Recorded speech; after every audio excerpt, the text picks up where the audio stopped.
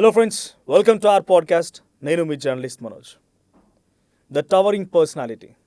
తెలంగాణ ఉద్యమంలో అన్ని రాజకీయ పార్టీల్ని ఒక తాటికి తీసుకొచ్చి టీజేఏసీ, బహుశా తెలంగాణ సాధికారత అంటే తెలంగాణ సాధించుకున్నామంటే ఆ రోజు ఏర్పడినటువంటి టీజేఏసీ, దానికి చైర్మన్గా బాధ్యతలు నిర్వర్తించి ఆ తర్వాత అనేక రకాలుగా తెలంగాణ రాష్ట్రంలో జరుగుతున్నటువంటి గత ప్రభుత్వంలో జరిగినటువంటి విధానాలపైన ప్రశ్నించడం కానీ, ప్రస్తుతం ఉన్నటువంటి ప్రభుత్వంలో కూడా ఎమ్మెల్సీగా ఉన్నారు ఆయన. తెలంగాణ ఉద్యమంలో ఆయన పేరు డెఫినెట్గా చిరస్మరణీయంగా ఎప్పటికీ కూడా ఎన్ని రోజులైనా కూడా టీజేఏసీ చైర్మన్గా గుర్తుండిపోతుందని చెప్పాలి. సో ఇప్పటికే మీకు అర్థమైపోయి ఉంటుంది, టీజేఏసీ చైర్మన్ అనగానే మీకు గుర్తొచ్చే పేరు కోదండరామ్ గారు. సో ఈరోజు కోదండరామ్ గారు నాతో పాటుగా ఆర్టీవీ పాడ్కాస్ట్లో ఉన్నారు. Let me welcome him. Sir నమస్తే. నమస్తే. విచారణ, విజిలెన్స్ ఇవి రెండే. కాళేశ్వరం మీద పీసీ ఘోష్ కమిషన్ ఏర్పాటు చేశారు.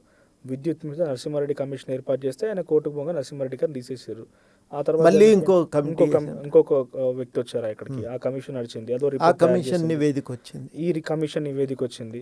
ఇంకోవైపు ఏసీబీ, ఏది ఫార్ములా ఈ రేస్ సంబంధించి ఎలా ట్రాన్స్ఫర్ చేస్తారు అమౌంట్ అని కేటీఆర్ గారి మీద ఒక కమిషన్.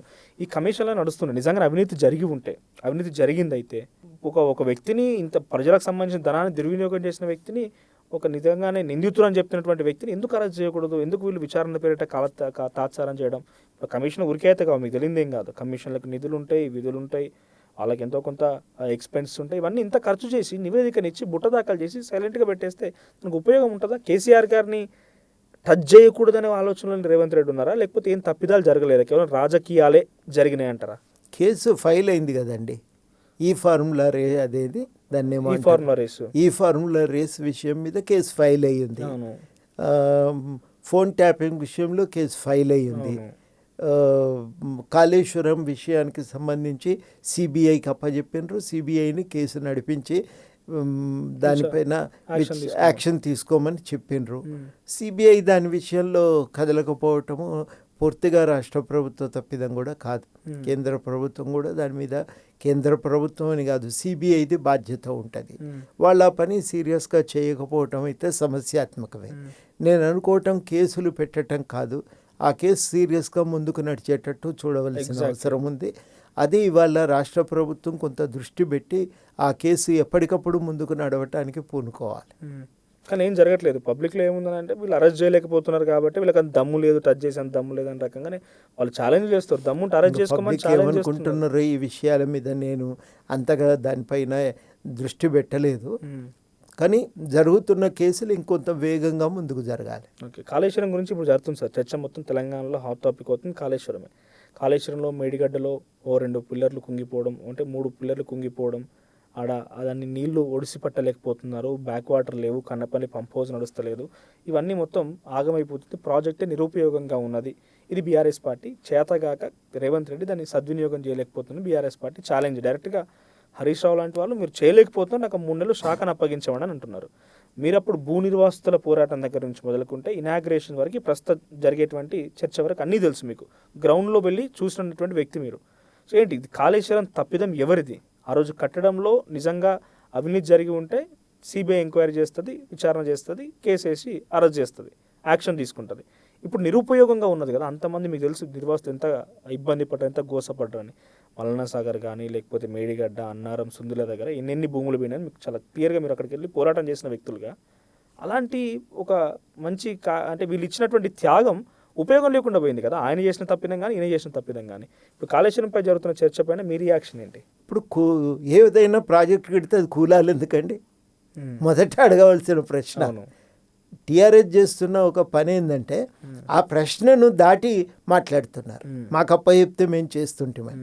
1,00,000 కోట్లు పెట్టి ప్రాజెక్టు కడుతున్నప్పుడు అది కూలాలి ఎందుకు? ఏదో ఒక లోపం ఉన్నట్టే కదా. మీకు నాకు సంబంధం లేకుండానే, రాజకీయ పార్టీలతో సంబంధం లేకుండానే నిపుణులు దానిపైన వ్యాఖ్యలు చేసిండ్రు. ఎవరెవరు చేసిండ్రు? త్యాగ నివేదిక వ్యాఖ్యలు చేసింది. ఇది NDSA, national dam safety authority వాళ్ళు, డ్యామ్ల భద్రత కోసం ఏర్పడ్డ కమిటీ అది, వాళ్ళు వ్యాఖ్య చేసిండ్రు. విజిలెన్స్ కమిటీ వ్యాఖ్య చేసింది. జస్టిస్ ఘోష్ కమిటీ ఒక నివేదిక ఇచ్చింది. 4 అందుబాటులో ఉన్నాయి. ఘోష్ కమిటీని మీరు కోర్టులో కేసేసి సరే ఏదో ప్రొసీజరల్ ఎర్రర్స్ ఉన్నాయి కాబట్టి దాన్ని వాడకూడదు అని మీరు అనవచ్చు. కానీ మిగతా 3 నివేదికలు అయితే ఉన్నాయి. చాలా స్పష్టంగా క్యాగ్ నివేదిక చెప్పింది, మీరు ఇప్పటివరకు ఇంత ఖర్చు పెట్టి నీళ్లు వినియోగంలోకి తేవటానికి కావలసిన నిర్మాణాలు పూర్తి చేయలేదు అని మొదటిది. రెండోది, మీరు డిజైన్లు ఇష్టానుసారంగా మార్చిండ్రు, ఏ నిపుణుల సలహాలు సహాయము లేకుండానే డ్యామ్ సైట్లు మార్చిండ్రు, ఖర్చులు సవరించారు, మీ ఇష్టానుసారంగా చేసిండ్రు అనే మాట అన్నది. విపరీతంగా చెప్పిన అంచనాలకు జరిగిన ఖర్చుకు మధ్యన వ్యత్యాసం విపరీతంగా పెరిగింది. ఇది చాలా అన్యాయం అనే మాట కూడా క్యాగ్ అన్నది.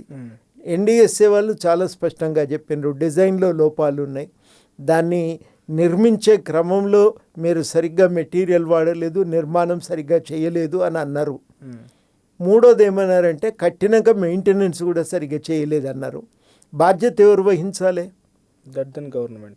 దెన్ గవర్నమెంటే కదా. మరి ఆ బాధ్యతను మీరు స్వీకరించి మీ పొరపాట్లను మీరు అంగీకరించడానికి ఎందుకు వెనకపోతున్నారు? ఇవాళ ఉల్టా తప్పు ఇంకొకరిని ఎత్తిన రుద్దుదామనే చర్చ, అంటే నాకు జరుగుతున్న చర్చ ఒక్కొక్కసారి నవ్వులు వస్తుంటుంది కూడా. ఎందుకు గూలిందనేది కాదు ప్రశ్న. అసలు ఆడ మీరు పంప్ హౌస్ కడితే పంప్ హౌస్ ఎందుకు మునగాలండి? మునగకూడదు కదా. మీరు కనీసం ఏ ఎత్తులో కడితే వరద రాదనేది లెక్క కూడా కరెక్ట్గా చూసుకోపోవాలి, వెళ్ళిపోతే ఏం లాభం? అప్పటికి కూడా అన్నారు ఆ ఎత్తులో కాదు, ఇంకా కొంచెం ముందుకు వెళ్ళి కట్టుకోవాల్సినటువంటి అవసరం ఉంది. అదే వరుసలో దేవాదులో ఉంది కదా, దేవాదులో పంప్ హౌజులు మునగలేదు. అంటే దేవాదులో పంప్ హౌజులు పెట్టేటప్పుడు తీసుకున్న కనీస జాగ్రత్త మీరు తీసుకోలేదనే కదా. ఇన్ని లోపాలు చేసి ఇవాళ చర్చ ఏంటంటే ఎందుకు రిపేర్ చేయలేకపోతున్నారు అని మాట్లాడుతున్నారు. ఇవాళ చాలా కీలకం ఏంటంటే పునాదులు అవి బలహీనపడ్డాయి. ఆ పునాదులు బలహీనపడటం వల్లనే అది దసికిపోయింది, అది కుంగింది. ఇప్పుడు ఇంతగా 2018 అనుకుంటా, 18-19 ఇనాగ్రేట్ చేశారు. 8-9 సంవత్సరాల్లో పునాదులు కుంగిపోయినాయా? అంటే మరి లేకపోతే ఎందుకు కూలుతుంది? ఏదైనా అది కుంగింది కదా. ఎందుకు కుంగింది? పునాదులు లోపం ఉంటేనే కదా. మామూలు సింపుల్ విషయము, ఇట్లా నిలబడి ఉండవలసిన బిల్డింగు నిలబడి లేదు, కుంగిందంటే అర్థం ఏంది? బిల్డింగు పునాదులు సరిగ్గా కట్టలేదనే కదా అర్థం.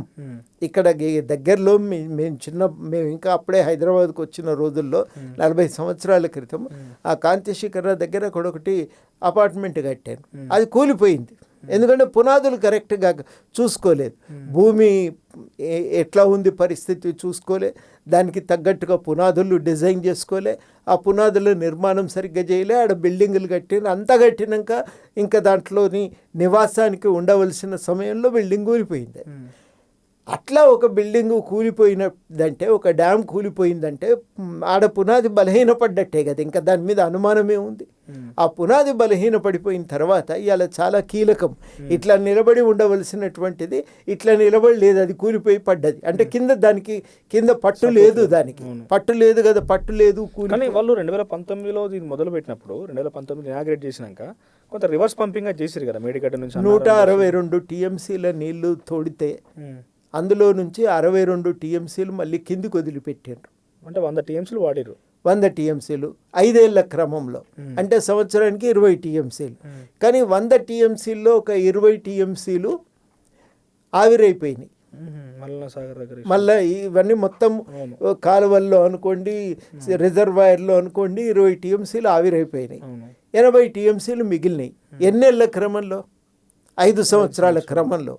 అంటే 1,00,000 కోట్లు పెట్టి కట్టిన ప్రాజెక్టు 5 సంవత్సరాల క్రమంలో ఇచ్చిన నీళ్లు 80 టీఎంసీ. అంటే ఇది అఫీషియల్గా రికార్డులని పబ్లిక్ చూపించడం, పబ్లిక్ రికార్డ్ ఇది చూపించడంలో విఫలమవుతుందా కాంగ్రెస్ పార్టీ ప్రభుత్వం కానీ?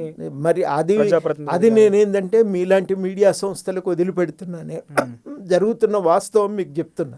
అంటే మీరు చెప్తున్న ప్రకారంగా 162 టీఎంసీలు ఎత్తిపోస్తే 5 ఏళ్లలో 62 మళ్ళీ కిందికి వదిలేదు. 100లో 20 టీఎంసీలు ఆవిరైపోయినాయి, 80 టీఎంసీ వాడుకున్నారు. అది వెనకటికి అంటుంటారు కదా, మంచంకు పంచపాండవులు మంచం కోళ్ళవలే అని ముగ్గురు అని చెప్పి 2 వేలు చూయించిండట ఒక ఆయన. ఇది దాదాపు ఆ నీళ్ళ కూడా వాడకం అట్లాగే ఉంది. దానికి ప్రతి సంవత్సరానికి 11,000 కోట్లు వడ్డీలు, 11,000 కోట్లు ఎలక్ట్రిసిటీ బిల్. ఇప్పుడు ఇంత పెద్ద సార్, ఇప్పుడు ఇన్ని లక్ష కోట్ల ప్రాజెక్టు 5 ఏళ్ళు అయితే 160 టీఎంసీలే వాడుకుంది, 80 టీఎంసీలే. ఇంత పెద్ద అవినీతి జరిగింది, ఆ కన్స్ట్రక్షన్ల లోపాలు ఉన్నాయి, కుంగిపోతుంది, డస్కి ఇన్ని జరుగుతున్నప్పుడు వెంటనే సీరియస్ యాక్షన్ తీసుకొని ఆ ప్రభుత్వాన్ని ప్రభుత్వాలు చేయాలి. లేదు అనుకుంటే ఇప్పుడు సీరియస్ యాక్షన్ కు ఒక విచారణ ఉండాలి, నీకు ఒక అంచనా ఉండాలి. అంచనా లేకుండా ఏమైనా యాక్షన్ తీసుకుంటే ఉపయోగంలో తీసుకురావాలి. అలా కాకుండా లేదు అంచనా లేకుండా ఇప్పుడు అది దాంట్లో ఏం లోపం ఉంది? తక్షణం ఎన్డీఎస్ఏ చెప్పింది డిజైన్లో లోపం ఉంది, నిర్మాణంలో లోపం ఉంది, నిర్వహణలో లోపం ఉంది అని చెప్పి వాళ్ళు అన్నారు. అంటే 3 రకాలుగా లోపాలు ఉన్నాయని అన్నప్పుడు ఎవరెవరు దీనికి రకమైన నిర్ణయాల కారకులు అనేది లోతుగా ఆలోచించాల్సిన విషయం. ఒక రోజుతో తెలియదు కాదు కదా. ఇంత పెద్ద ప్రాజెక్టు, ఇంత పెద్ద ప్రాజెక్టులో ఎవరెవరు ఇన్వాల్వ్ అయితే అదనే చేయాలి. లేదనుకుంటే మళ్ళీ ఉపయోగంలోకి తీసుకురావాలి. ఉపయోగంలోకి తేవాలి అన్నప్పుడు నేను వస్తున్నా ప్రశ్న. ఇప్పుడు ఏమైందంటే గవర్నమెంట్ కమిషన్ వేసింది, క్యాగ్ నివేదిక ఇచ్చింది, విజిలెన్స్ కమిషన్ తెచ్చింది, ఎన్డీఎస్ఏ వాళ్ళతో ఒక ఎక్స్పర్ట్ కమిటీని వేసిండ్రు. ఇవన్నీ కలిపి జరిగిన లోపం ఏందనేది ఎత్తి చూపారు. దానికో 2 సంవత్సరాన్నర కాలం పట్టింది. సంవత్సరన్నర కాలం తర్వాత గవర్నమెంట్ అసెంబ్లీలో చర్చ చేసింది. చర్చ చేసిన తర్వాత తీర్మానం ప్రకారము సిబిఐకి అప్పగించారు. సిబిఐ ఎందుకు చేయట్లేదని మీరు అడగట్లేదు, నువ్వు ఎందుకు తొందరపడి నడుపుతలేవు అని మనం అడుగుతున్నాం. సిబిఐని అడగలుగుతాం కానీ సిబిఐని అడగాలి. ఏంటంటే మీలాంటి వాళ్ళు సిబిఐని సీరియస్గా అడగాలి. ఎందుకంటే నీ దగ్గర ఫైల్ ఇస్తే సంవత్సరం నుంచి నీ దగ్గర ఎందుకు ఉంది, సంవత్సరమో 6 నెలలో మొత్తానికి 6-7 నెలల నుంచి ఫైల్ మీ దగ్గర ఎందుకు ఉంది అనేది కదా ప్రశ్న. ఇప్పుడు విషయం దీనికి మనం రాష్ట్ర ప్రభుత్వాన్ని కూడా తప్పు పట్టడానికి లేదు. నేను ఫైల్ ఇచ్చిన, మూడోది మీరు అడిగినరు అసలు దీన్ని ఎందుకు రిపేర్ చేయట్లేదు.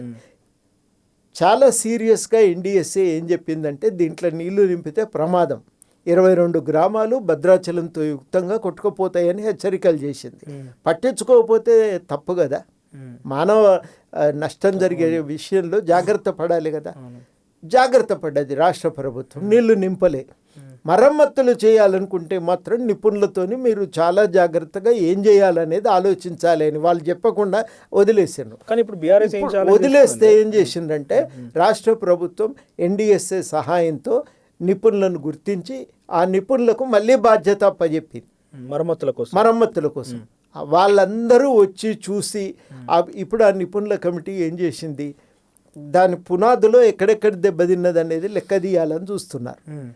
ఇప్పుడు ఈ విషయాలపైన స్పష్టత రాకుండా నువ్వు దాన్ని, నేనేమనుకున్నాను అందరికి కూడా ఇవాళ టీఆర్ఎస్ చెప్తున్నది ఏంటంటే అక్కడక్కడ ఇట్లా పలుగులు ఉన్నాయి, దానికి ఇట్లా సిమెంట్ రాస్తే చాలు అని. అది కామెడీ. దాని ఇట్లా హాస్యం మొత్తం ప్రజల ప్రాణాలకు మనం ఆ రకంగా ఆటలు ఆడుకోవటానికి వీల్లేదు. ఇది ఇట్లున్నది కూలింది, ఈడేదో బలహీనంగా ఉంది, ఏముందనేది తెలియాలి కదా. పైనుంచి చుట్టుగా తొంగి చూస్తే కనబడే విషయం కాదు కదా, లోపల దాకా వెళ్ళాలి. దానికి రిగ్గు వేసి దాన్ని మట్టి తీయాలి బయటికి. మట్టి తీసిన తర్వాత ఇంత పెద్ద ప్రాసెస్ ఉంటుంది, ఇంతమంది ఎక్స్పర్ట్స్ కావాలి. కానీ బీఆర్ఎస్ వారం రోజుల్లో మేము కన్నపల్లి పంప్ హౌస్ నుంచి అప్పచెప్తామంటున్నారు కదా. 3 నెలలు ఇస్తాం, 1 నెల కాదు 3 నెలలు ఇస్తాం, చేసి చూపియండి అని అడుగుతున్నారు. రండి అసెంబ్లీలో రండి, మాట్లాడదాం. మీరు ఏ డేట్ చెప్తే ఆ డేటు మాట్లాడదాం. మీరు ఏం చేస్తారో చెప్పండి, మీకు కావాలంటే బాధ్యత ఇస్తాం, అధికారం మీకే అప్పచెప్తాం, చేయండి అంటున్నారు. మరి చెప్పండి, తీసుకొని చేయండి దాన్ని. అట్లా దాన్ని అంత సులభంగా అయ్యే పని కాదండి. అసలు నువ్వు కట్టుడే అట్లా ఎందుకు కట్టాలి, అంత హడావిడిగా ఎందుకు కట్టాలి, ఎందుకు కూలాలి? అది కూడా రెడీగా ఉన్నారు, మేమేం తప్పు చేసి నిరూపించు, మేము సిద్ధంగా ఉన్నాం.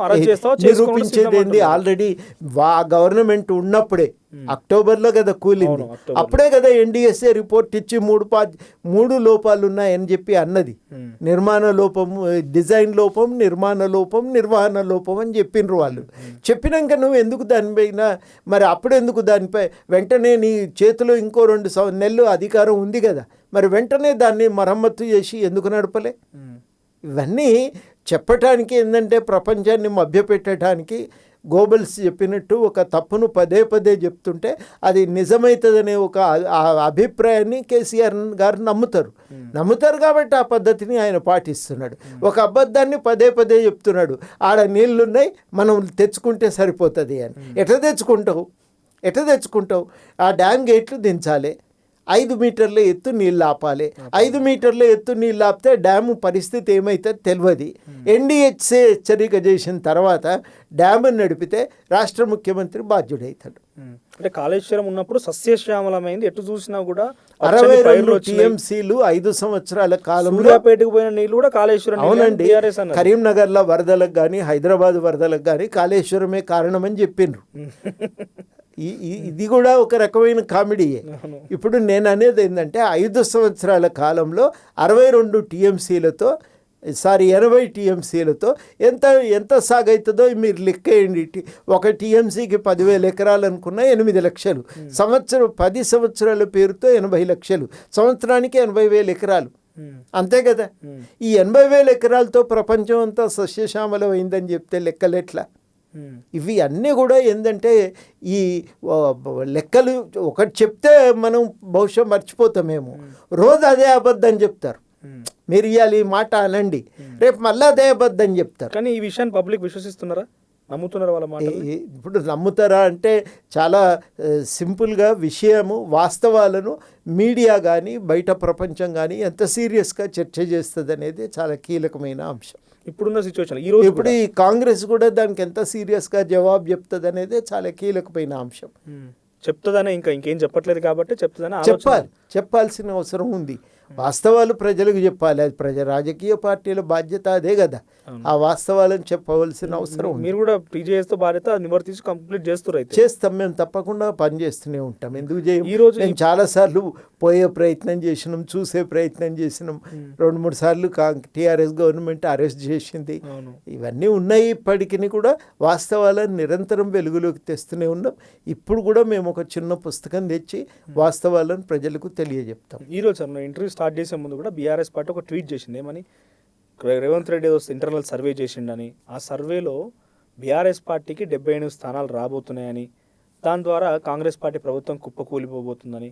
సో ఇవన్నీ మాట్లాడుతున్నారు. So what do you say, ఇప్పుడున్న పొలిటికల్ సినారియో 2.5 years గవర్నెన్స్లో బీఆర్ఎస్ పార్టీ పట్ల మన పబ్లిక్ కోరుకుంటున్నారా? బీఆర్ఎస్ పార్టీ వస్తుందా ఆలోచన ఉందా? నేను సర్వే చేయలేదు, ఏ సర్వే రిపోర్ట్లు నేను చూడలేదు. ఓకే, కాబట్టి నేను దాని ఆధారంగా చెప్పలేను. కానీ ఒకటి మాత్రం వాస్తవం ఏంటంటే ప్రభుత్వం మీద కొంత అసంతృప్తి ఉంది కానీ ఇప్పుడు ప్రజలు ఏం చేయాలనే ఒక నిర్ధారణకు రాలేదు. ఇది బాగాలేదు, ఇది సరిగ్గా నడవట్లేదు అని ప్రభుత్వం మీద కొంత అసంతృప్తిని వ్యక్తం చేస్తున్న మాట వాస్తవం. కానీ అసంతృప్తి అనేది ఇంకా ఒక రాజకీయ రూపం తీసుకోలేదు. అంటే ఇప్పుడు బీఆర్ఎస్ పార్టీకి వచ్చే అవకాశం లేదంటే అసంతృప్తి ఇప్పటికీ లేదు. అసంతృప్తి టర్న్ కాదు. ఇప్పుడు ఇట్లా మాట్లాడటంతో బీఆర్ఎస్ కూడా ప్రజలకు బీఆర్ఎస్ పట్ల ఏర్పడవలసినటువంటి విశ్వాసం ఏర్పడలేదు. వాళ్ళు చేయడం మూలంగా వాళ్ళకే స్వయంకృత అపరాధం. ఓకే, చాలా రోజులు కేసీఆర్ కూడా బయటకు వస్తలేరు, ప్రతిపక్ష నాయకుడిగా ఆయన విఫలమయ్యారు.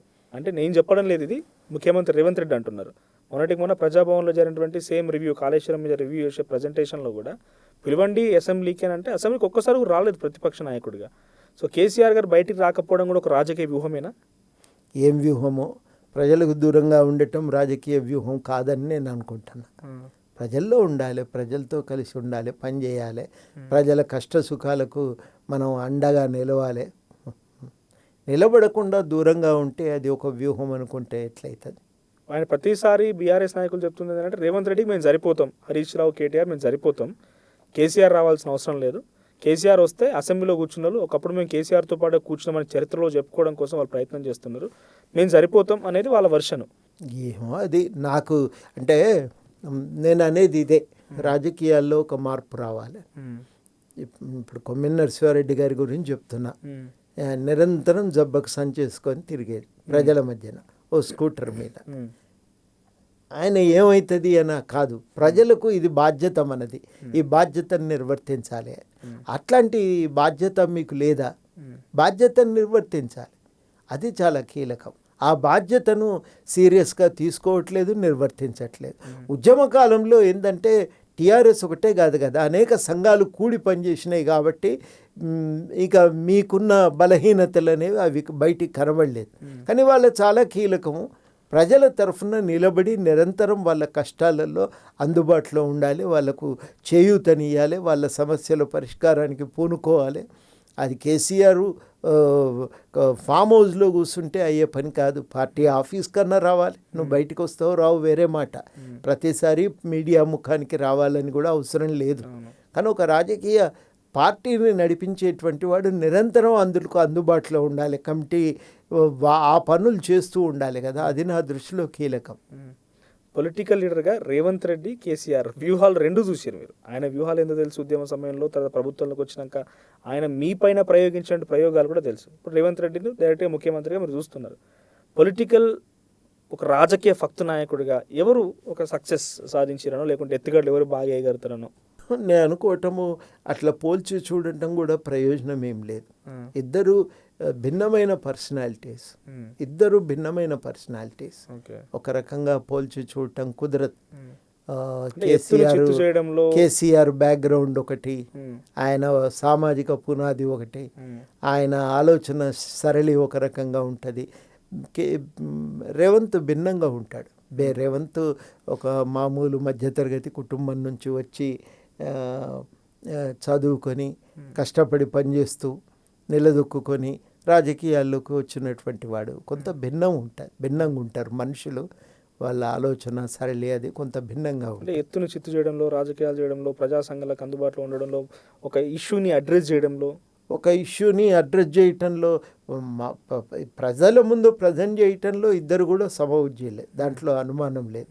కేసీఆర్ తాను చెప్పదలుచుకున్నది ప్రజలకు అర్థమయ్యేటట్టుగా చెప్పటంలో ఎంత సమర్థత ఉందో, రేవంత్ రెడ్డి గారికి కూడా అంతే సమర్థత ఉంది. కానీ పర్సనాలిటీస్ వేరు. ఆయన ఆలోచన సరళి వేరు, ఈయన ఆలోచన సరళి వేరు. తాను కేంద్రంగా చేసుకోకుండా ఒక పార్టీని మొత్తంగా దృష్టిలో పెట్టుకొని ఆలోచిస్తూ ఉంటాడు. అట్లా ఓకే, ఎవరికి వాళ్ళు ఇండివిజువల్. సార్, తెలంగాణ ఆత్మగౌరవం విషయానికి వస్తే, సో గతంలో తెలంగాణ గీతం అధికారికంగా లేదు, ఇప్పుడు అధికారికంగా వచ్చింది. తర్వాత ఇంకొన్ని చాలా అంశాలు ఉన్నాయి. ఆత్మగౌరవం విషయంలో విగ్రహం కూడా మారింది. ఆత్మగౌరవం విషయంలో ఎవరు సాధించిన తీరుతెన్నులు నిజంగా తెలంగాణ లక్ష్యాలకి దగ్గరగా ఉంది. అంటే ప్రతిసారి చర్చను మీరు ఇక్కడ నుంచి మొదలు పెడుతుండ్రు, అధికారం నుంచి. అన్నిసార్లు అట్లా మొదలు పెట్టకండి. నేను అనుకునేది అది ఒక భాగం, తప్పనిసరిగా అది ఒక భాగం. కానీ తెలంగాణ గౌరవాన్ని పరిరక్షించే విషయంలో ఇంకా చాలా ముందుకు పోవాల్సిన అవసరం ఉంది. మొట్టమొదట తెలంగాణకంటూ ఒక సాంస్కృతిక విధానం రావాలి. ఆ విషయంలో గత ప్రభుత్వం అసలే పట్టించుకోలేదు. ఈ ప్రభుత్వము దృష్టి పెట్టట్లేదు. ఈ ప్రభుత్వము కూడా ఇంకా ఒక సాంస్కృతిక విధానాన్ని పెంపొందించే విషయంలో దృష్టి పెట్టలేదు. తెలంగాణ అస్తిత్వ పరిరక్షణ విషయంలో గత ప్రభుత్వం అసలే పట్టింపు లేదు, నిర్లక్ష్యంగా వ్యవహరించింది. ఈ ప్రభుత్వము కూడా నేను అనుకోవటం ఏంటంటే, ఇప్పుడు కొన్ని విషయాల్లో చాలా చాలా జాగ్రత్తలు తీసుకోవాల్సిన అవసరం ఉంది. తెలంగాణ చాలామంది ఏమనుకుంటారంటే, ఇక ఇంకెక్కడి తెలంగాణ, ఉద్యమం అయిపోయింది, చల్లబడింది అనుకుంటారు. కానీ తెలంగాణ ప్రజలకు ఒక స్పష్టమైన ఆలోచన ధోరణి ఉంది. విస్పష్టంగా ఎట్టి పరిస్థితుల్లో తెలంగాణ ఆత్మగౌరవాన్ని ఇబ్బంది కలిగించే విధంగా ఎవరు మాట్లాడినా తెలంగాణ ప్రజలు సహించరు. తెలంగాణ ఉద్యమాన్ని కించపరిచిన, అమలులను కించపరిచిన, తెలంగాణ అస్తిత్వాన్ని కించపరిచిన తెలంగాణ సమాజం సహించదు. ఇది చాలా సీరియస్గా అర్థం చేసుకోవాల్సిన విషయం.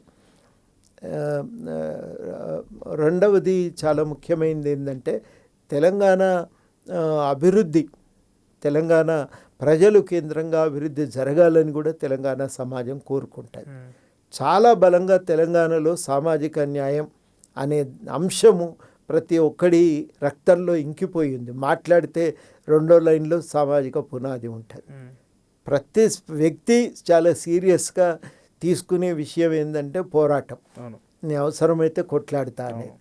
ఈ విషయాలపైన తెలంగాణ సమాజంకుండే ఈ స్థూలమైన స్వభావాన్ని మనము అర్థం చేసుకొని వ్యవహరించటం చాలా చాలా అవసరం.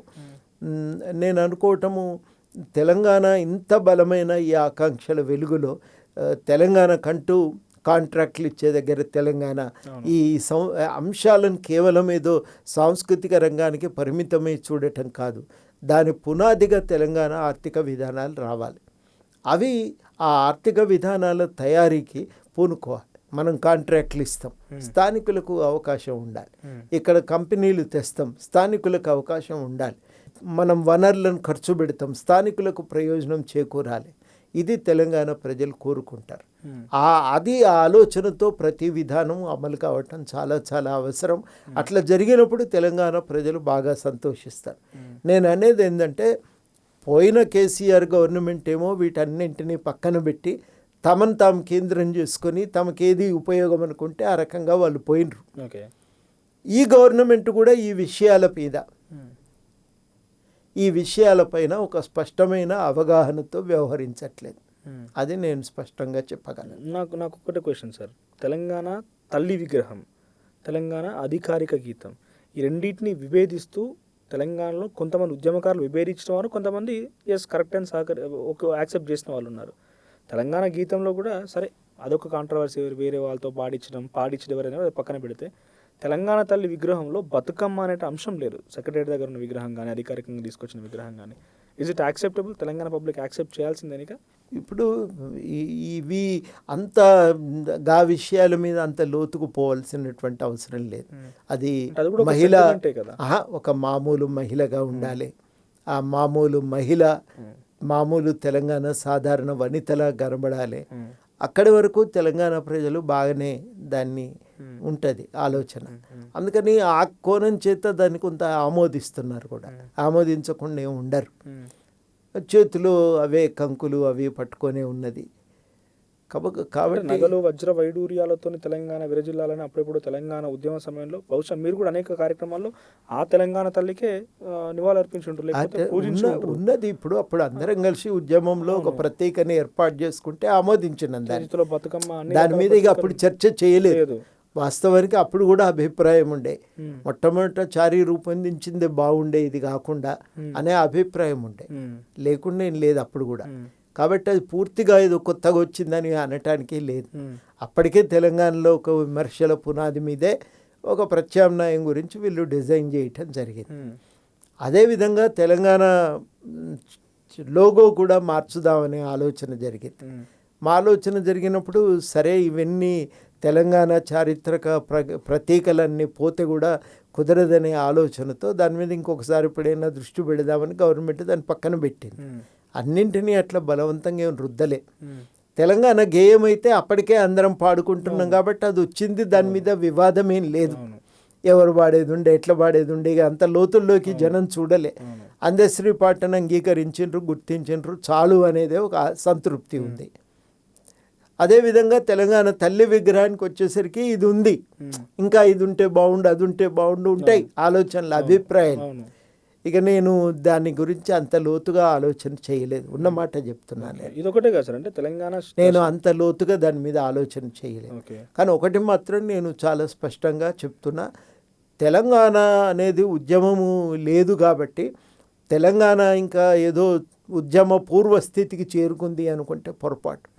తెలంగాణ ఉద్యమ చైతన్యం, తెలంగాణలో ప్రజలు చేసిన త్యాగాల వల్ల తెలంగాణ ప్రజల యొక్క ఆలోచన, వాళ్ళ యొక్క మానసిక స్థితి అనేది రూపొందింది. ఇవాళ తెలంగాణ వ్యక్తి ఉద్యమ పూర్వంలో ఉన్న వ్యక్తి కాదు, ఉద్యమం తర్వాత వచ్చిన వ్యక్తి భిన్నమైన వ్యక్తి. వాళ్ళందరి ఆలోచనలో నేను అన్నట్టు తెలంగాణ సాంస్కృతిక అస్తిత్వాన్ని ఎవరైనా కించపరిస్తే సహించరు. తెలంగాణ యొక్క ఈ సాంస్కృతిక చిహ్నాలను కాపాడుకోవాలనే తాపత్రయం ఉంటుంది.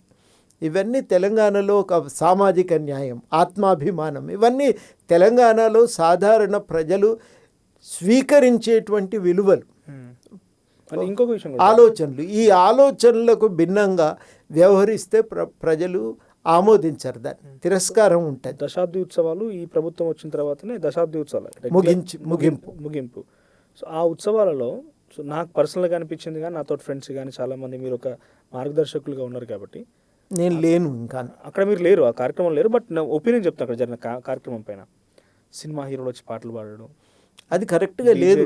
నేను అందుకనే అనేది చప్పులు లేవు, నేను సంస్కృతి సాంప్రదాయం నేను అనేది ఏంటంటే ఈ ఆలోచనతో ఉండే ప్రజలు అది చూసినప్పుడు ఇట్లా జరుపుతారు దాన్ని, ఇది మనది కాదులే అని వెళ్ళిపోతారు. అది చాలా కీలకం. ఎప్పుడైనా ఆ తర్వాత ఆ విమర్శలు అంతర్గతంగా కూడా వచ్చినాయి. ఎందుకు సార్ ఇక్కడ పాట పాడేటోళ్ళు లేడా, వాళ్ళని ఎందుకు తీసుకురావాలి, వాళ్ళని తీసుకొచ్చి ఇక్కడ పాట పాడించవలసిన అవసరమే ఉంది, వాళ్ళని మోయవలసిన అవసరమే ఉంది, ఇంకా వాళ్ళకే మనం అన్ని రకాలుగా అవకాశాలను కల్పించవలసిన అవసరమే ఉంది. ఇది తెలంగాణలో చాలా సీరియస్గా ఉన్న అభిప్రాయం. ఎవరు దీనికి భిన్నంగా వ్యవహరించినా తీవ్రమైనటువంటి విమర్శలు వస్తాయి. ఇక దానికి ఎవ్వరూ మినహాయింపు కాదు. అది కాంగ్రెస్ కానీ టీఆర్ఎస్ కానీ ఎవరు చేసినా సహించరు, వ్యతిరేకిస్తారు. ఎప్పుడైనా అంతర్గత వేదికల మీద ఈ ఆత్మగౌరవం అనే థిన్ లైన్ దెబ్బతింటున్న విషయం మీరు అడ్రస్ చేసారు? నేను ఈ మధ్యన కలవలేదు. ఎందుకు, నేను కలుస్తాను, నాకు అవసరం ఉండదు కదా. ఎప్పుడో ఒకప్పుడు అవసరమైతే తప్ప కలవను. ఒక్కోసారి నెలల తరబడి కలవను. నేను ఈ మధ్యన ముఖ్యమంత్రిని కలవడానికి అవకాశం ఉంటుంది గవర్నమెంట్లో, కలవచ్చు, కానీ నెలల తరబడి కలవలేదు. నేను పోలేదు, కలవలేదు. కాకపోతే ఈ విషయాలు కలిసినప్పుడు మాత్రం తప్పకుండా చెప్తాం. ఇది ఒకటే కదా సార్ ఆత్మగౌరవం విషయం. ఇప్పుడు రీసెంట్గా జరుగుతున్న చర్చ, ఎన్టీఆర్ విగ్రహం పెట్టారు, తర్వాత రవీంద్ర భారత్లో బాలసుబ్రహ్మణ్యం విగ్రహం పెట్టారు. అందశ్రీ గారి మరణాన్ని అధికారికంగా చేసింది, ఆయనకి ఒక గుర్తింపుని తీసుకొచ్చే ప్రయత్నం పాడమోసిండ్రు అనేది కూడా ప్రజల్లో జరిగింది, మంచి అభిప్రాయం. కానీ అక్కడికి వెళ్ళి చూస్తే గ్రౌండ్లో ఎక్కడైతే ఆయనకి ఏమంటారు దాన్ని, ఆయనకు చుట్టూ ఒక గుర్తింపుగా కడతా అన్నారో అది లేదు. ఇంకా గద్దర్ పేరుతో అవార్డులు ఉన్నాయి, కానీ గద్దర్ విగ్రహాన్ని ప్రజలే స్వయంగా ఇక్కడ మన అమీన్పూర్ దగ్గర వాళ్ళు పబ్లికే పెట్టుకుంటూ ఉంటే, తెల్లాపూర్ దగ్గర పబ్లికే పెట్టుకుంటే విస్మరించి వద్దని చెప్పారు. ఇది కూడా ఒక చిన్న లైన్ కదా, చాలా వద్దని ఏమని పెట్టుకున్నారు. అక్కడ ప్రొటెస్ట్ చేసిరు వాళ్ళు, వద్దనంటే ప్రొటెస్ట్ చేసిరు. నేను వెళ్ళిన అక్కడికి హెచ్ఎండిఏ వాళ్ళు ప్రొటెస్ట్ వద్దని చెప్పి విగ్రహాన్ని ఇనాగ్రేట్ చేయడానికి వీల్లేదంటే ప్రజలంతా వచ్చి భరత్ వచ్చి ప్రొటెస్ట్ చేసి 2-3 రోజుల పాటు ప్రొటెస్ట్ జరిగింది. అక్కడ గాదెనే లాంటి వాళ్ళ పేరు, తర్వాత పాషం లాంటి వాళ్ళ పేరు, చాలా మంది పోయి అక్కడ ప్రొటెస్ట్ చేసి చేసిన తర్వాత బయటకు వచ్చి మళ్ళీ బట్టి విక్రమార్క వచ్చి ఇనాగ్రేట్ చేసిరు దాన్ని. అంటే ఇప్పుడు గద్దర్ పేరు చెప్పగానే గద్దర్ అవార్డులు పెట్టినాం కదా అంటారు, అందశ్రీ పేరు చెప్పగానే అందశ్రీకి గే అని మేము అధికారికంగా చేసినాం కదా అంటారు. సో అంటే ఇటు ఎన్టీఆర్ విగ్రహాన్ని ఉన్న పలంగా జూబ్లీ హిల్స్ ఉప ఎన్నికలో మేము హామీ ఇచ్చామని టకాటక్ యుద్ధ ప్రాతిపాదికన చేయొచ్చు. బాలసుబ్రహ్మణ్యం విగ్రహాన్ని అక్కడ కుటుంబమే చేసుకుంది, కుటుంబం వాళ్ళే ఇచ్చారని రకంగా చేయొచ్చు. వీళ్ళకి ప్రాధాన్యత ఉండదా అనే ఒక చర్చ, ఇట్స్ కంప్లీట్లీ డిబేటబుల్.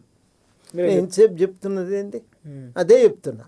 ఈ తెలంగాణ ప్రజల యొక్క మానసిక స్థితి వీటిని స్వీకరించదు, వ్యతిరేకిస్తారు తీవ్రంగా, అసంతృప్తిని గురి అవుతారు. అసంతృప్తిని రకరకాల వేదికల మీద వ్యక్తం చేస్తారు. ఎప్పుడో అవకాశం వచ్చినప్పుడు బహిరంగంగా వ్యక్తం చేయవచ్చు కాక, కానీ దాన్ని ప్రజలు సహించరు. అట్లాంటి సిచ్యువేషన్ ఇప్పుడు వచ్చిందా, మీరు రేజ్ చేయాలి, బయటకు వచ్చి మాట్లాడాలి అని ఎప్పుడు అనిపించలేదా ఈ ఇష్యూస్ పైన? ఈ థిన్ లైన్స్, ఆత్మగౌరవం, సంస్కృతి ప్రతిసారి మాట్లాడుతూనే ఉన్నాం. మీరు ఒక్కోసారి చూస్తారు, ఒక్కోసారి చూడరు, ఒకసారి కవర్ చేస్తారు, ఒకసారి నడుస్తున్నాయి కదా, ఎప్పుడైనా బయటకు రావాలి. ప్రతిసారి మాట్లాడుతూనే ఉంటాం. సమస్య వచ్చినప్పుడు మాట్లాడకుండా ఏమీ రహస్యంగా దాచిపెట్టుకొని ఉండేది లేదు. ఇప్పుడు మీరు అడిగితే నేను చెప్తూనే ఉన్నా కదా, అది ప్రజలు తీవ్రంగా వ్యతిరేకిస్తారని. ఆంధ్రప్రదేశ్ డిప్యూటీ సీఎం వచ్చి తెలంగాణ మీ అయ్యే జాగీరా అని క్వశ్చన్ చేసిండు ఆ రోజు. సో తెలంగాణ పబ్లిక్గా మాకు ఇట్లుంటే, తెలంగాణ ఉద్యమాన్ని లీడ్ చేసిన వ్యక్తిగా మీకేమనిపించింది? కోపం వస్తుంది, ఎందుకు రాదు, సహజంగానే కోపం వస్తుంది. ఇట్లా ఎందుకు మాట్లాడతారని అనిపిస్తుంది. నేను చాలా సార్లు మాట్లాడినా దానిపైన, ఇప్పుడు చాలా కీలకంగా వాళ్ళు గ్రహించవలసింది ఏంటంటే, తెలంగాణ రాష్ట్ర ఏర్పాటు ప్రక్రియను కించపరుస్తున్నారు. ఏ రాష్ట్ర ఏర్పాటైనా ఆర్టికల్ 3 ప్రకారమే జరుగుతుంది, ఆ రాజ్య సభ నియమాల ప్రకారమే జరుగుతుంది, దానికి అతీతంగా జరగదు. కానీ తెలంగాణ ఏర్పాటు అనేది ఏదో వికృతంగా జరిగినట్టుగా, తల్లిని చంపి బిడ్డని తీసిండ్రు, ఇండియా పాకిస్తాన్ విభజించినట్టు విభజించిండ్రు అని మాట్లాడితే అది చాలా అన్యాయంగా ఉంటుంది. 1, 2 ఇది ఒక సుదీర్ఘ పోరాటం. ఆంధ్ర ప్రజల ఆధిపత్యంకి, ఆంధ్ర నాయకుల యొక్క, పాలకుల యొక్క ఆధిపత్యాన్ని వ్యతిరేకిస్తూ సాగినటువంటి ఉద్యమం ఇది. ఈ ఆంధ్ర పాలకుల ఆధిపత్యాన్ని వ్యతిరేకించినప్పుడు, ఆ ఆంధ్ర పాలకుల ఆధిపత్యాన్ని ప్రశ్నించినప్పుడు సహజంగానే తెలంగాణలో ఒక సమానత్వపు ఆకాంక్ష వ్యక్తీకరిస్తుంటారు. అరే మాకు కూడా ఒక పద్ధతుల్లో మాకు ఎదిగే అవకాశం రాజ్యాంగం ఇచ్చింది కదా, సౌభ్రాతృత్వం అనే సూత్రం మనుషులను గౌరవించాలని చెప్తుంది కదా, ఆ గౌరవం దక్కనప్పుడు మన రాష్ట్రంగా మనం ఉందాము అనే నిర్ణయం తీసుకొని అడిగినారు. ఈ ప్రాథమిక విలువలను ఆ సాధన కోసం తెలంగాణ ప్రజలు చేస్తున్నటువంటి తపనను అర్థం చేసుకోకుండా, ఆధిపత్యం నుంచి బయటపడి స్వతంత్రంగా బతకాలనుకుంటున్నారనే తపనను అర్థం చేసుకోకుండా పదే పదే దీన్ని వ్యతిరేకించిన సమైక్యవాదులతో కలిసి మాట్లాడితే, గొంతు కలిపితే తెలంగాణ ప్రజలు అనుమానిస్తారు. అది మోడీ గారు మాట్లాడినా, పవన్ కళ్యాణ్ గారు మాట్లాడినా అంతా ఒకటే. గది సమైక్యవాదంతో జతగట్టి చూడవలసిన అవసరం ఏర్పడుతుంది. ఆధిపత్యానికి అనుకూలంగా ఉన్నారా, స్వతంత్ర ఆకాంక్షకు అనుకూలంగా ఉన్నారా అనేది తెలుసుకోవాలి. స్వతంత్ర ఆకాంక్షను శంకిస్తున్నప్పుడు ఆధిపత్యానికి మద్దతు ఇస్తున్నట్టుగానే భావించవలసి వస్తుంది. అది తెలంగాణ సమాజానికి చాలా స్పష్టంగా అర్థమైంది. అర్థంగా చేసుకోవాల్సింది వాళ్ళే, మాట్లాడుతున్నటువంటి వాళ్ళే. అది అక్కడితో ఆగలేదు. అది ఎట్లా స్టార్ట్ అయింది? ప్రొఫెసర్ నాగేశ్వర్ గారు మాట్లాడిన ఒక స్టేట్మెంట్, సరే ఒక జర్నలిస్ట్గా ఏం మాట్లాడారో ఆ స్టేట్మెంట్ అది వేరే విషయం, దానితో విభేదించవచ్చు. మీరు చెప్తున్నది కరెక్ట్ కాదండి, ఆధారాలు లేవు అనవచ్చు. కానీ దాన్ని బేస్ చేసుకొని ఇంకొక విస్తృతంగా ఆయన మీద కేసులు పెట్టడం, బెదిరించటం, ఇది చాలా అన్యాయం. దాన్ని తెలంగాణ సమాజం అంగీకరించలేదు. ఇంకా అక్కడితో కాకుండా ఇడుపు కాయిదా అనే పేరుతో సినిమా వస్తున్నది, ఏదో పోస్టర్ రిలీజ్ చేసుకున్నారు. దాన్ని పట్టుకొని ఇది తెలుగులో ఉంటుందా, తెలుగులో మాట్లాడగలుగుతారా, ఇది ఒకటి కాదు సార్. ఒక పాయింట్ డెఫినెట్గా మీ దగ్గర మెన్షన్ చేయాలి. ప్రతి సందర్భంలో చాలామంది ఉద్యమకారులతో మాట్లాడుతున్నాను, ఉద్యమ నాయకుడితో కూడా నేను చెప్పాలి. తెలంగాణకు సంబంధించినటువంటి మా భూమి సినిమాలో ఒక చిన్న సీన్ పెట్టి ఏమంటారు, అక్కడ నుంచి కొంతమంది కామెంట్లు చేస్తున్న వాళ్ళు ఎవరైనా కానివ్వండి, ఆ ప్రాంతం అంటామా లేకుంటే పార్టీకి సంబంధించిన నాయకుడు అంటామా ఏదన్నా కూడా, గతంలో తెలంగాణలో మేము లేకముందు మీ బతుకులు ఇవి ఏంటి, దొరల దగ్గరికి మీ భార్యలు మళ్ళీ పంపండి, ఇది స్టేట్మెంట్. ఎంత దారుణంగానంటే ఇట్లా ఇంకా చాలా ఉన్నాయి చెప్పుకుంటూ పోతే. తెలంగాణ వాళ్ళకి భాష రాదని, తెలంగాణ వాళ్ళదని, అంటే ఈ డిఫరెన్సియేషన్స్ మళ్ళీ పుట్టుకొస్తున్నాయి. ఒక సినిమా స్టేట్మెంట్ నుంచి ఇంత దారుణంగా పరిస్థితి దారితీసి, తెలంగాణలో మొన్న ఒక ఫోక్ సాంగ్ వచ్చింది, బాసింగ బలాలే అని చెప్పి, ఆ పాటని, తెలంగాణ నేపథ్యంతో వచ్చిన ఒక సినిమాని, దసరానో సినిమా వచ్చింది, ఆ సినిమాలో భాషని ఇంత వక్రీకరించి మాట్లాడుతూ జరుగుతుందంటే ఈ పుష్కర కాలం తర్వాత ఎందుకు జరుగుతోంది? ఎవరి పనిదంతా?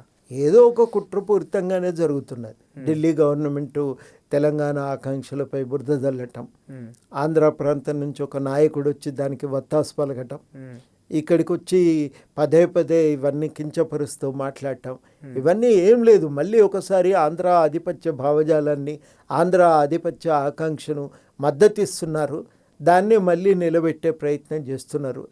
తెలంగాణకు అర్థమైంది, అందరు కూడా అనుమానపడుతున్నారు, మనం జాగ్రత్త పడవలసిన సమయం వచ్చింది, ఏదో కుట్రలు పన్నుతున్నారు, దాన్ని ఎదుర్కోవటానికి సిద్ధం కావాలనేది తెలంగాణలో ఇవాళ ఒక నిర్ణయానికి వచ్చిండ్రు. దానికోసం అందరు కూడా ఎక్కడికక్కడ ఏ మీటింగ్ జరిగినా ఈ విషయం మాట్లాడుకుంటున్నారు, చర్చించుకుంటున్నారు. తప్పకుండా దానిపైన ఒక నిర్ణయానికి కూడా వస్తున్నారు. ఇంకా మీరు అనుమానపడవలసిన అవసరం లేదు. రెండోది చాలా కీలకమైన విషయం ఏంటంటే, ఇప్పుడు ఇట్లా వీళ్ళు వచ్చి మాట్లాడిపోగానే ఇంకా ఏదో తెలంగాణను మనం దెబ్బకొట్టినామనుకుంటే పొరపాటు. చాలా వాళ్ళు కూడా గమనించవలసింది ఏంటంటే, సినిమా రంగానికి వచ్చే ఆదాయంలో 40% తెలంగాణ నుంచి వస్తుంది. తెలంగాణను మీరు గౌరవించకపోతే ఈ 40% ఆదాయానికి కూడా మీరు గండిగొట్ట దెబ్బ తాకుతుంది అనేది వాళ్ళు దృష్టిలో పెట్టుకోవాలి. ఇప్పుడు తెలంగాణలో వచ్చే ఈ 40% ఆదాయానికి తగ్గట్టుగా మీరు ఇట్లేం మాట్లాడితే ఇక్కడ వచ్చిన సినిమాలను ఆదరిస్తారు. బలగం సినిమాని ఆదరించలేదా? మా భూమి సినిమా చూడటానికి బండ్లు కట్టుకొని ఊళ్ళల్లో నుంచి వచ్చి థియేటర్లలో సినిమాని చూడలేదా? దానికి జాతీయ అంతర్జాతీయ స్థాయిలో విపరీతంగా ఒక గుర్తింపు గౌరవం దక్కలేదా? ఇవాళ రేపు ఇడుపు గాయుధం సినిమా మీద మీరు ఇట్లే మాట్లాడితే దానికి ఒక ప్రచారం చేసి పెట్టిండ్రు.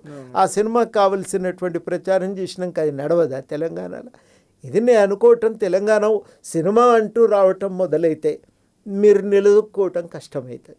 ఎందుకంటే తెలంగాణ సినిమా ఇంకా మొదలు కాలేదు. మీరు ఏ సినిమా అయినా తీసుకోండి, అది ఆంధ్ర ప్రాంతంలో వచ్చిన స్వాతంత్రోద్యమం నుంచి, అక్కడ గ్రామ అభివృద్ధి కోసం అక్కడున్న పెద్ద మనుషులు చేసిన పోరాటాలతోని, హరిత విప్లవం నుంచి, ఆ తర్వాత ఆ హరిత విప్లవం తర్వాత అమెరికా వెళ్ళిన యువతి యువకుల జీవితాల గురించి మీరు సినిమాలు తీసిండ్రు. తెలంగాణ లేదు. హీరో కూడా ట్రైన్ ఎక్కితే విశాఖపట్నం నుంచి వస్తాడు, హీరోయిన్ కోసం మళ్ళీ విజయవాడకో అనంతపురంకో పోతాడు, ఇక్కడికి రాడు, తెలంగాణకు రాడు. ఇవన్నీ కూడా నేను కొంతమంది సినీ నిర్మాతలు కలిసినప్పుడు నేను వాళ్ళతోనే అన్నా, ఇది చెప్పండి సార్ మీరు ఎందుకు ఇట్లా జరుగుతుంది, మీరు హీరో ఏం మాట్లాడతాడు విలన్ ఏం మాట్లాడతాడు అది మాకు అంత ఇంపార్టెంట్ విషయం కానే కాదు. మీరు మొత్తం కామెడీ సీన్లన్నీ కూడా తెలంగాణ యాసలో పెట్టినా మేమేం పట్టించుకోము.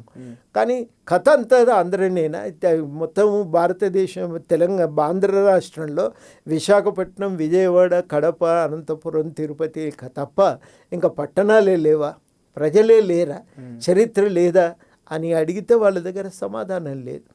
ఇవాళ కూడా జరుగుతున్నది అంతే. ఒక ఒక ఒక ప్రాంతాన్ని, ప్రజలను, ఆకాంక్షల్ని గౌరవించకపోతే మాకేం కిరీటాలు రాలిపోతాయా? ఏమీ రాలిపోవు. చాలా స్పష్టంగా చెప్పదలిచిన మీ యొక్క గుర్తింపు కోసం కూడా మేము ఎదురు చూస్తలేం. కానీ మా ఆకాంక్షను, స్వాతంత్రాన్ని, మా యొక్క ఆత్మగౌరవాన్ని కాపాడుకోవటానికి మేము ఎంత దాకైనా కొట్లాడగలమనే తెలంగాణ ఉద్యమం రుజువు చేసింది. ఇంకా తెలంగాణలో ఉన్న ఆధిపత్య శక్తులను కూడా తెలంగాణ సమాజం ఏం సహించలేదు. బయట నుంచి వచ్చి ఎవరిడ ముద్దబెట్టి వాళ్లకు నేర్పించింది లేదు. ఎవరికి వాళ్ళకు వ్యతిరేకంగా తిరుగుబాటు చేసిండ్రు. ఎవరు కొట్లాడినరండి? మొదట తెలంగాణ సాయుధ పోరాటానికి ఉగ్గుపాలు పోసి నేర్పింది ఎవ్వరు లేరు. వాళ్ళు కొట్లాడటాన్ని నిర్ణయించుకున్నాక కమ్యూనిస్ట్ పార్టీ దగ్గరికి వచ్చిండ్రు. మీరు చూసి అప్పుడు రాసిన తెలంగాణ నాయకులు రాసిన పుస్తకాలు చదవండి. నిర్ణయించుకొని భువనగిరి మహాసభ జరుగుతుంది, పోయి పిలుచుకొచ్చుకుందా అని ఆ నాయకుల దగ్గరికి వచ్చారు. అట్లా జరిగింది అది ఆ పోరాటం. వాళ్లకు తర్వాత జరిగిన తెలంగాణ నక్సల్బరీ పోరాటం ప్రజలు ఇక్కడ నేర్చుకున్నారు, కొట్లాడినరు, త్యాగాలు చేసినారు. ఆధిపత్యాన్ని ఎంత గట్టిగా ప్రదర్శించిండ్రో బయటి ప్రాంతాల ఆధిపత్యాన్ని కూడా అంతే సీరియస్గా తెలంగాణ ప్రజలు ప్రశ్నించారు. ఇంత హిస్టరీ ఉంది. సో సహజంగా జరుగుతుంది ఏంటి, మనం ఒక విషయం గురించి ఏదైనా మాట్లాడాం అనుకోండి, అదైనా రీజనల్ కాన్ఫ్లిక్ట్స్, సోషల్ కాన్ఫ్లిక్ట్స్ ఏదైనా సమాజంలో చూడదగినది కాదనుకుంటే ఆటోమేటిక్గా డిలీట్ అయిపోతా ఉంటే నడుస్తుంది. జరుగుతున్నది సోషల్ మీడియాలోనే. పబ్లిక్ ఇంకా రెవల్యూషన్ స్టార్ట్ చేయలేదు, మళ్ళీ నినాదాలెక్కి రోడ్లెక్కి మాట్లాడుతున్న సందర్భాలు లేవు. సోషల్ మీడియా వేదికగానే వాళ్ళు కామెంట్లు చేయడం, ఇటువైపు నుంచి వీళ్ళు వీడియోలు చేయడం జరుగుతూ ఉంది సహజంగా. ఇలాంటివి ఏమైనా వచ్చినప్పుడు ఆటోమేటిక్గా పోయేటువంటి సిచ్యువేషన్ నుంచి ఇంత డైరెక్ట్ అటాక్, మహిళల ఫోటోలు మార్ఫింగ్ చేయడం, మహిళా జర్నలిస్టుల ఫోటోలు మార్ఫింగ్ చేయడం, అలాంటి జర్నలిస్టులని పట్టుకొని ఇంక ఇష్టం వచ్చినట్టు ఏదో మాట్లాడడం, ఈ భాషని లేకపోతే సంస్కృతిని వక్రీకరిస్తున్నప్పుడు అవి ఎందుకు సోషల్ కాన్ఫ్లిక్ట్సో లేకుంటే రీజనల్ కాన్ఫ్లిక్ట్స్ అనే రకంగా డిలీట్ అవ్వట్లేదు? ఒకటి, ఇలాంటివి జరుగుతున్నప్పుడు సహజంగా ప్రభుత్వాలు కూడా అలర్ట్ అవ్వాలి, ఎందుకంటే అస్తిత్వానికి సంబంధించిన అంశం కాబట్టి. ఈ ప్రభుత్వం ఎక్కడ కూడా ఎటువంటి చర్య ఎవరి మీద తీసుకున్నట్టు దాఖలాలు లేవు ఇప్పటి వరకు. మార్ఫింగ్లు చేసినా లేవు, ఇష్టం ఉన్నట్టుగా భాషని ఇక్కడి జనాన్ని పట్టుకొని మాట్లాడినప్పుడు ఎవరి మీద కేసులు లేవు. అంతేందుకు ముఖ్యమంత్రి రేవంత్ రెడ్డి మీద నేను నరుకుతం బిడ్డ ముఖ్యమంత్రి అని ఒక వ్యక్తి జనసేన పార్టీ కార్యక్రమంలో అప్పుడు పవన్ కళ్యాణ్ ప్రెస్ మీట్లో మాట్లాడితే వారం రోజుల తర్వాత సమాజం రియాక్ట్ అయిపోయి ఎందుకు అరెస్ట్ చేయరన్న తర్వాత అరెస్ట్ జరిగింది. అంటే ఇక్కడి ప్రభుత్వం, రేవంత్ రెడ్డి గవర్నమెంట్ చంద్రబాబు శిష్యరికము అనే రకంగానే కామెంట్స్ వస్తూ ఉన్నాయి. ఇది నేను చెప్పడం కాదు, బీఆర్ఎస్ పార్టీ కామెంట్ చేసింది. మీరు అంటున్నట్టుగా ప్రమాణం ఏం కాదు, ఉద్యమకారులు వాళ్ళు 10 ఏళ్ళు మళ్ళీ అవే కాంట్రాక్టర్లు, ఆంధ్ర కాంట్రాక్టర్లను మోసిండ్రు. తెలంగాణ ఇంకెక్కడ తెలంగాణ అన్నారు. తెలంగాణ వాదాన్ని, సంస్కృతిని ఎత్తి చూపటానికి తీసుకున్న చర్యలు ఒక్క బతుకమ్మ పండుగ జరుపుడు తప్ప చేసింది శూన్యము. తెలంగాణపై దాడి జరుగుతున్నప్పుడు మౌనం వహించిండ్రు. అవన్నీ వాళ్ళు చేసిండ్రు. ఆ పాపాలలో వాళ్లకు పెద్ద పాత్ర ఉంది. ఈ మాట కంటిన్యూషన్ సార్. ఎగ్జాంపుల్, తెలంగాణ ఉద్యమకారులు ఇప్పుడు ఫైట్ చేస్తున్న దాంట్లో పృథ్వీరాజో లేకపోతే పాశం యాదగిరో ఇంకా చాలా మంది ఉద్యమకారులు ఉన్నారు. వాళ్ళందరూ మాట్లాడుతున్నారు, దేశపతి శ్రీనివాస్ గారు అందరూ మాట్లాడుతున్నారు. సో ప్రభుత్వం ఎందుకు యాక్షన్ తీసుకుంటలేదు? ప్రభుత్వం ఇనిషియేట్ తీసుకోవాలి, ఈ కాన్ఫ్లిక్ట్స్ని కంట్రోల్ చేయాలి. ఇప్పుడు చాలా సీరియస్ విషయం అండి. తెలంగాణ సమాజానికి సంబంధించిన విషయాలపై సానుకూలంగా కదిలే ప్రభుత్వం చర్యలు తీసుకుంటే ప్రజలు హర్షిస్తారు. తీసుకోకపోతే ప్రజలు తాము వెతుక్కుంటారు. ఇది గతంలో జరిగిన పరిణామం. భవిష్యత్తు కూడా అట్లనే సాగుతుంది. చాలా కీలకం ఇది, మొహమాట పడవలసిన అవసరం లేదు. తెలంగాణ ఇంత చరిత్ర జరిగిన తర్వాత తెలంగాణ ప్రజల తరఫున నిలబడి ఈ ప్రాంత అభివృద్ధికి, ఇక్కడి అస్తిత్వ పరిరక్షణ కోసం ఇక్కడి ప్రభుత్వం పూనుకోవాల్సిందే. అది వాళ్ళ బాధ్యత. పూనుకోకపోతే దానికి వచ్చేటువంటి నష్టాలు కూడా చాలా తీవ్రంగానే ఉన్నాయి. మొన్న తెలంగాణకు సంబంధించి ఒక జర్నలిస్టో లేకపోతే యూట్యూబర్ ఒక వ్యక్తిని కూడా అరెస్ట్ చేసే క్రమంలో ఆంధ్ర నుంచి వచ్చిన పోలీసులు వాళ్ళ భార్య పట్ల ప్రవర్తించిన తీరు కూడా చర్చ జరిగింది. చాలా అన్యాయం అది. ఇంత జరుగుతుంటే ఇక్కడ గవర్నమెంట్ కానీ, ఇక్కడ పోలీసులు కానీ, ఇక్కడ పోలీసింగ్ కానీ, ముఖ్యమంత్రి ఆయన కానీ నో రియాక్షన్. అంటే ఇది ఒక థిన్ లైన్ దెబ్బతింటుంది, సెన్సిటివిటీ దెబ్బతింటుందనా? వాస్తవం అది మంచిది కాదు. అది ఇది మంచి పరిణామం కాదు, ఇట్లా జరగకూడదు. తప్పకుండా ఈ విషయం మీద కొంత సీరియస్గా దృష్టి పెట్టవలసిన అవసరం ఉంది. సార్ ఫైనల్లీ కంక్లూడ్ చేద్దాం. తెలంగాణ రక్షణ సేన కవిత కొత్త పార్టీతో వచ్చారు. తెలంగాణ జనసమితి, తెలంగాణ రక్షణ సేన రెండు నాకు తెలిసి ఫస్ట్ మీ పార్టీ, తెలంగాణ పేరుతో ఉన్న పార్టీ ఏకైక పార్టీ మీదే. ఆ తర్వాత తెలంగాణ రక్షణ సేన వచ్చింది, తెలంగాణ పేరుతో ఉన్న పార్టీ ఇప్పుడు యాక్టివ్గా ఉన్న పార్టీల్లో. సో ఆవిడ అగ్రెసివ్గా ముందుకు వెళ్తూ ప్రతిపక్షంగా ఉన్నారు, మీరు ప్రభుత్వంలో ఇప్పుడు భాగస్వామ్యంగా ఉన్నారు. సో సామాజిక తెలంగాణ లక్ష్యంగా వస్తున్నారని చెప్పి పోరాటం చేస్తున్నారు. 70 రోజులు అవుతుందంట పార్టీ పెట్టి. వెలుగుమట్ల పోయారు, ఇంకో చోట పోరాడుతుందో నడుస్తుంది. ఆ పొలిటికల్ పార్టీ నడుస్తున్న తీరు కానీ, ఆ పొలిటికల్ పార్టీ ఏర్పాటు మీద కానీ, పొలిటికల్ సైన్స్ ప్రొఫెసర్ గానో లేకపోతే రాజకీయ నాయకుడి గానో వివిధ రూపాల్లో మీరు ఉన్నారు కాబట్టి మీ రియాక్షన్ ఏంటి కవిత పార్టీ మీద? నేను చాలాసార్లు చెప్పిన, ఇది కూడా కొత్త విషయం ఏం కాదు. ఇప్పుడు గతంలో 10 ఏళ్ళు జరిగిన పరిణామాలలో భాగస్వామి కదా ఆమె. భాగస్వామి కాబట్టి అప్పుడు జరిగిన తప్పిదాలకు ముందు తన బాధ్యతను తాను స్వీకరించాలి. 2, ఎందుకు జరిగింది అట్లా, ఎందుకు అట్లా జరిగింది, కారణాలను విశ్లేషించాలి, వివరించాలి కదా. ఇదో ఈ కారణం చేత అంటే కేవలం కేసీఆర్ పక్కన 2 దుష్టగ్రహాలు ఉండటం వల్ల జరిగిందా, పార్టీ ప్రాథమికంగానే తొవ్వదప్పిందా, ఉద్యమ ఆకాంక్షల్ని వాటిని ఉద్యమ స్వభావాన్ని వదిలిపెట్టి పూర్తిగా పార్టీ నాయకుల అవసరాలను తీర్చేటువంటి వ్యవస్థగా మారిపోయిందా, అసలు పార్టీలో పంచాయతీ అంతా కుటుంబ పంచాయతీగా ఎందుకు మారింది, ఇవన్నీ కీలకమైన ప్రశ్నలే. ఆ పార్టీ టీఆర్ఎస్ బీఆర్ఎస్గా మారిన రోజే ఇవన్నీ లేవనెత్తవలసిన ప్రశ్నలు. అప్పుడు లేవనెత్తకుండా ఇవాళ వచ్చి మాట్లాడతాను అంటే జనం అంత తొందరగా స్వీకరించారు. 10 ఏళ్ళు నడిచి కీలకంగా టీఆర్ఎస్ని వదిలిపెట్టి బీఆర్ఎస్గా మారిన సమయంలో కూడా మౌనాన్ని పాటించి ఇవాళ వచ్చి అడుగుతామంటే అంత అన్నారు. మీరు ఇంటర్నల్ క్వశ్చన్ చేసినా, ఇంటర్నల్గా మాట్లాడినా చాలా సందర్భాలు అదెవరికి తెలుస్తుంది. పేరు మార్పిడి కాడ అడ్డం పడవచ్చు కదా, ఇప్పుడు ఎట్లా అడ్డం పడ్డారో అప్పుడు అడ్డం పడవచ్చు కదా. ఇవన్నీ జరుగుతున్నప్పుడు చూసి మోసి దాంట్లో భాగస్వామి అయ్యి కావలసిన లాభాలను పొంది ఇవాళ మాట్లాడుతా అంటే జనం దాన్ని స్వీకరించడానికి సిద్ధంగా లేరు. ఇది మామూలు విషయం అండి, అంతకంటే ఎక్కువ మాట్లాడవలసిన అవసరం లేదు. అంటే ఇప్పుడు మీరు కూడా సార్ ఫైట్ చేస్తున్నారు, టీజేఎస్ పార్టీగా మీ లక్ష్యాలు వేరుగా ఉన్నాయి, మీరు ఇంటర్నల్ వేదికల మీద మాట్లాడుతున్నారు కావచ్చు అనేక అంశాల మీద. బయటికి వస్తే ఒక రెవల్యూషన్ రాదా మీరు వస్తే? అంటే తర్వాత ఏం క్వశ్చన్ మీకు రేజ్ కాదంటారా? ఒక ప్రమాదం ఎదురైన మీరే చూపిస్తారని నాకు గ్యారంటీ లేదు. చెప్తున్న మాట చెప్తున్నాను. మేము ఇంత కేసీఆర్తో కొట్లాడినప్పుడు మీరు చూపిస్తారని నేను అనేది ఏంటంటే, మీరంటే మీరనే కాదు, ఏదున్నా ఇప్పుడు ఉన్నది ఏంటంటే అధికారం పెట్టుబడి తీవ్రత పెరిగినప్పుడు ఏదైనా కానీ సంస్థలు సపోర్ట్గా వస్తాయనేటువంటి నమ్మకం ఏం లేదు, మొదటిది. 2, సమయం వస్తుంది, మేము కూడా ఓపికగా ఎదురు చూడాలి. ఇవాళ మనం అనుకున్నట్టు లేచి ఉరుకుదామని అంటే నడవదు. ఒక 30 ఏళ్ళు కొట్లాడినాం కదా, 30 ఏళ్ళు, 96 నుంచి కొట్లాడుతున్నాం మేము తెలంగాణ కోసం. 89 నుంచి అంటే అటో ఇటో వచ్చినాం పోయినాం. 96 నుంచి 26 ఏళ్ళు అంటే 30 ఏళ్ళు కదా. ఈ 30 ఏళ్ళు కొట్లాడి మళ్ళీ ఉరకమంటే జనం వస్తారా? మేము కూడా దానికి సమాయత్తం కావాలి, సమయం పడుతుంది, ఒక ఆశ ఉంటుంది, చేయకపోతారా చూద్దామని, ఇవన్నీ ఉంటాయి కదా. దాన్ని అన్నింటినీ మేము దృష్టిలో పెట్టుకోవాలి. దృష్టిలో పెట్టుకొని మేము జాగ్రత్తగానే అడుగులు వేయాలి. మా వాళ్ళకు కూడా బయటి వాళ్ళకి ఎందుకు, మా వాళ్ళకే ఒక ఆగి చూద్దాం సార్ అని అనుకుంటారు. అన్నప్పుడు మేము కూడా ఆగవలసి వస్తుంది. కాబట్టి ఇవన్నీ కూడా ఏంటంటే దానికి మొత్తం ఉడికేదాకా ఆగకుండా పోతే అది బియ్యం అన్నం కాదు కదా. ఉడికేదాకా ఓపిక పట్టవలసి వస్తుంది, చూడవలసి వస్తుంది, అది అవసరం. అది ప్రస్తుతం నడుస్తున్న ప్రభుత్వ పరిపాలనకి ఒక ప్రొఫెసర్గా అవుట్ ఆఫ్ 100 మార్కులు ఎన్ని మార్కులు ఇస్తారు సార్? ఇప్పుడు అంతా కూడా కంటిన్యూస్ అసెస్మెంట్ కదా. పోయిన దాని మీద ఇది కొంచెం మెరుగనే చెప్తున్నానే. ప్రజాస్వామికంగా కొంత స్వేచ్ఛ ఉంది, కొంత ప్రజల గురించి ఆలోచిస్తున్నారు, ప్రజల గురించి చర్చించడానికి అనుకూలంగా ఉంది. చాలా విషయాల్లో గతంలో జరిగిన తప్పుదాల మీద రివ్యూ జరుగుతున్నది. ఇవన్నింటి విషయంలో చాలా కీలకమైన పరిణామాలు ఇవి. ఈ కీలకమైన పరిణామాలు జాతీయ స్థాయిలో అంతర్జాతీయ స్థాయిలో జరుగుతున్న పరిణామాల నేపథ్యంలో ఈ ప్రయత్నాలను మనం సమర్థించటం ఇవాళకి అవసరం అనే ఆలోచనతో మేము కూడా ఉన్నాం. తప్పకుండా సమర్థిస్తాం. మార్క్స్ రూపంలో ఇవ్వాలంటే అవుట్ ఆఫ్ 100 మీ మార్క్స్ ఇస్తామండి. ఫస్ట్ క్లాస్లోనే ఉన్నారు, దాంట్లో అనుమానం లేదు. కానీ అది చాలదు, ఇంకా చాలా చేయవలసిన అవసరం. 50 మార్కులు ఇవ్వచ్చా? నేను చెప్తాను కదా, ఫస్ట్ క్లాస్ మార్కులే ఇస్తాం. కానీ ఇది ఇక్కడితో చాలదు. నీ కంటిన్యూస్ వాల్యుయేషన్లో నెక్స్ట్ నీ పెర్ఫార్మెన్స్ ఏందనేది కీలకమవుతుంది.